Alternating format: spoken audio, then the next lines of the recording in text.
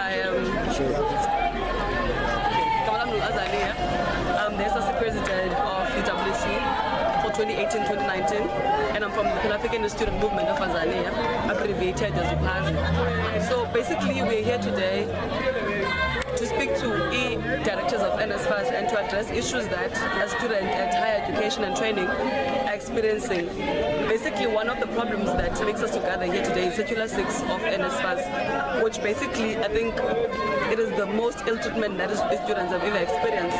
Number one, Circular 6 speaks directly to students that are commuter students who are then excluded from other benefits as NSFAS that other students who are residing on campus are then benefiting from. So basically, what we want to address is the fact that UDHET, as well as the NSFAS, they need to scrape off Ilentuk for Circular 6, because number one, we believe that that thing is very unrealistic, because how do you then take allowance Yomdana last year was on NSFAS, but then this year take allowance on the basis that they are residing at home? Because I also think that they are very much unrealistic when it comes to our structural conditions and our structural violence that we experience as blacks. So basically today is very symbolical, and today is very much of a date, because we understand that it's the State of the Nation address.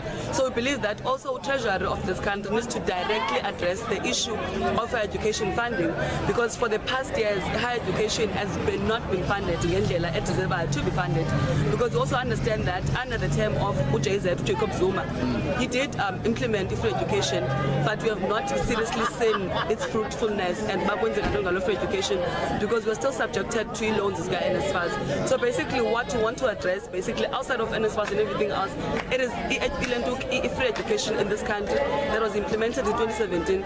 So we want to see it being fruitful, and we want to benefit from that, because we believe that when you give abantwana bamnyama imfundo, you are therefore addressing their social ills, you are addressing their structural violence, and you are therefore the health that come from the townships, because really it does not make sense that as a graduate I must still stand in the robots, expensive as education is. So we basically want to address that thing. My education in South Africa is not prioritized. It needs to be prioritized, because at the end of the day, we are the torchbearers of any shit that happens in this country. So yeah, that's basically it. I think you love it. Thank you, love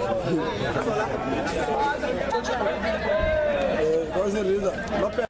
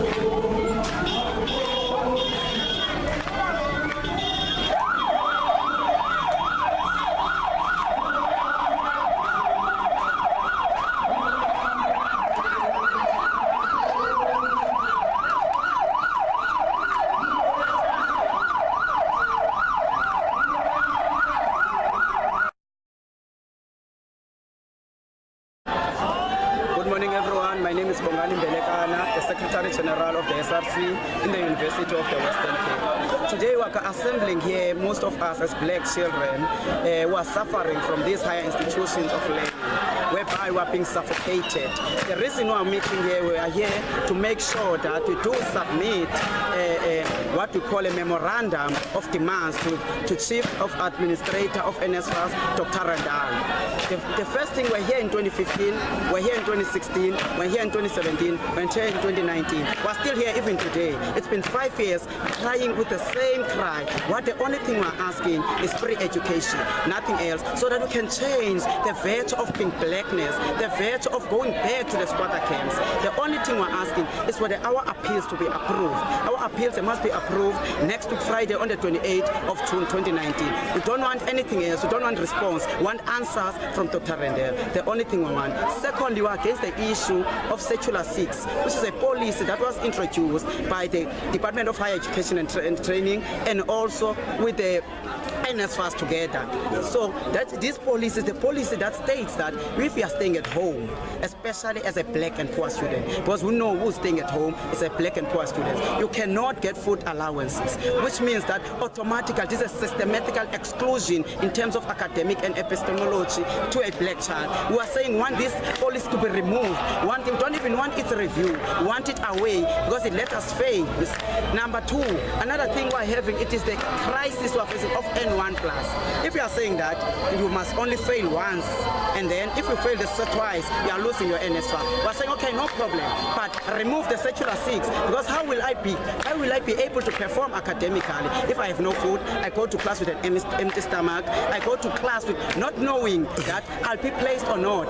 Because if you are staying at home, 1,000 is not enough for you to travel each and every day. For example, many students staying at Delft, many students they're staying at Khayelitsha. It's not even 500 rand. 500 rand is not even enough for 3 days. So we're saying, as these students who are meeting here today, that one liberation, epistemologically you have to be liberated. We want access, full access, because the constitution of this country is saying that education must be accessible to everyone. Now, what is wrong when a black child is getting education? Tomorrow is SONA. That's why we're here. This is historical. We want the government to speak about us, and also what will happen to the across the higher education sector. How will it make sure that it improves the poor standards and everything that we are going through as the black children? Okay, thank you for this.